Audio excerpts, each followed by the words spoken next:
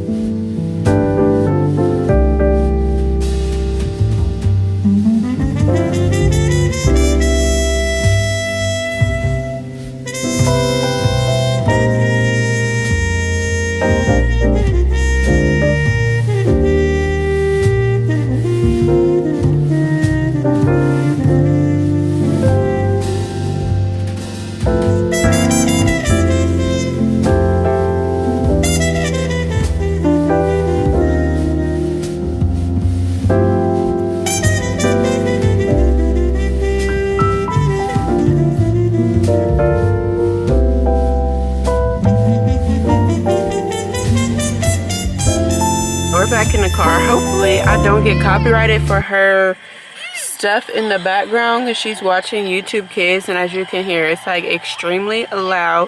But I was not able to speak to you guys too much in there because they did have like mainstream music playing, so I wasn't really like able to talk to you guys like as I was pulling each book out and like my thoughts on it, you know, whoop-de-whoop. So I did pick one book. I ended up, because you can never go wrong with an Oprah's book club pick. So I went with this is a 2009 selection, Say You're One of Them by Akban. Don't even know if I said that right, but here he is on the back. So yeah, I went with this one, and like, you know, in my eyes, you can never go wrong with an Oprah book club pick. But due to her thing being so loud, I also want to speak to you guys about The Message by Ta-Nehisi Coates.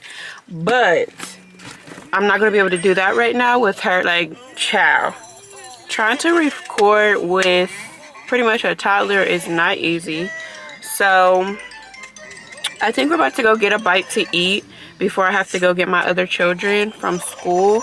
So yeah, let's go do that. Let's go out to eat. I'm thinking Chick-fil-A, but let's see where we end up.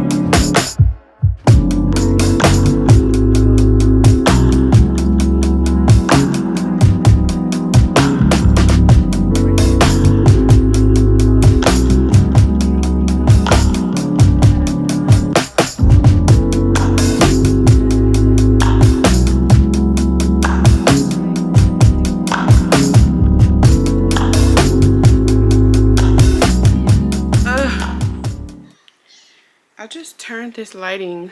Are we cool? The lighting is behind me. Let me just do like a different color and see. Maybe that's not gonna work. I have Bluetooth white balls. I have Bluetooth light bulbs. Should we do wait, one light is blue and one is okay. Okay, y'all, I'm sorry if the lighting is off. This is just what it's gonna give for right now. It is very dreary outside, even though it's like right after lunchtime. But it's very dreary today. So I'm back home. I did not get to go into like thorough detail like how I wanted to throughout my vlog, because the baby, oh my gosh, she's 3, but I feel like she's still in her terrible twos, and as well as she's very clingy to me. Like, she was the child that was like breastfed like a titty baby, like no bottle, just straight breastfed for majority of her baby life, and she acts like she's still breastfed, at least with me. Like, when I'm around, like, she just is so clingy. But with anybody else, she doesn't do that. But anyways, so we just got back from Chick-fil-A, and then as I was saying in the car, this is the book that I received. I said received, the book that I bought. I'm not really sure what, but a little like,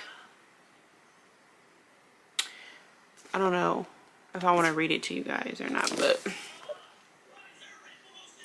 if you want to take a screenshot. But I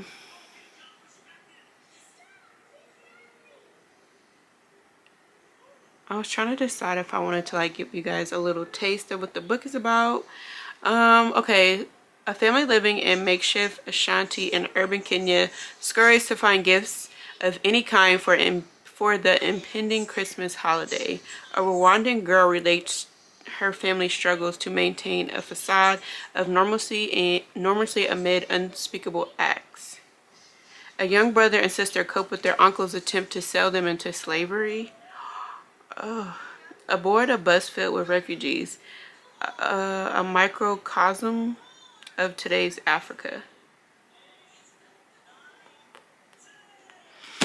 That sounds crazy. I don't even know if I said that word right, but oh, in her kids' meal, she got this cute little game. No! Mommy, do! Okay, and so when the kids get home, I want to play this game with them. So this one says, share a time someone in your family made you laugh. So it's just like all these like cute little, this one says, share a time you went to a favorite restaurant. So I'm gonna play that with them when they get home. It'll be like a nice little bonding moment for us. So love that. Okay, so I originally was trying to talk to you guys about The Message by Ta-Nehisi Coates, because this book has wrecked my fall TBR, my fall hopefuls. I don't know what possessed me to keep reading this book. So in my previous Bookish vlog, when I went to Barnes, I was reading this book, just tapping into it a little bit because I had picked it up from the library. And huge mistake, because since I opened it, I could not put it down. But where am I currently at? I'm currently on page 186, and there are, I think, 230 pages in here. Yeah, 232. So I'm struggling with these last bit of pages because it's just emotionally wrecking me. Like, he is an amazing writer. The only other book that I've read for him was Between the World and Me. I think that's what it's called. Yeah, Between the World and Me. And I remember reading that book. I still to this day remember the exact spot I was sitting in reading that book, and I remember feeling like, wow, I need to gift this book to my son. Like, and still to this day, because I read it when it first came out, still to this day I still think about that book. And this is what The Message is doing to me. It's wrecking me, and I'm having a hard time finishing the last few pages, because the end of the book, he is talking about his voyage. Child, why did I say voyage?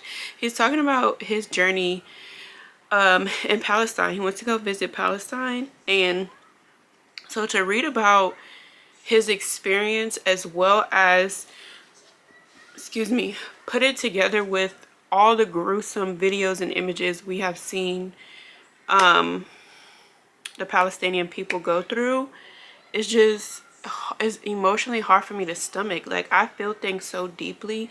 And so not even this part of the book of Palestine, throughout the entire book. So he opens the book, the reason why I could not put it down, because he opens the book sharing stories of like his father, and his father has such a beautiful impact on, I think, who he is as a writer today. And as reading this from the perspective as a parent, I think that part of the book touched me so much. It was like, bro, give me more. Like, I need more. Like, why would you leave me off on a cliffhanger? I feel like his the part of the book where he's speaking about, like, he gives you a brief little taste test of like his childhood and the relationship with his father, how his father played that role in his life, as far as like providing him with book recommendations. And because every time he had a question or there was a specific situation that he speaks about, his father would provide him with a book to possibly get the answer or like form his own opinion around how he's feeling or the situation that he's questioning. And I thought that was just such a beautiful part of the book. And I don't know if that touched me that much because my grandma is like that with me, and as well as me being a parent, you know, and it just makes me feel like how important my role is as a parent in regards to the type of literature that I expose my children to, as well as those little seeds. Even, you know, because at the end of the day, you can't really force your children to read if that's just not their thing. That's just not their thing. But I was not forced to read either, but those seeds that were given to me, like, I end up finding my own vibe in reading and picking it up. Like, I've always been a reader, but like I feel like those seeds that were planted by my grandmother was very important, even though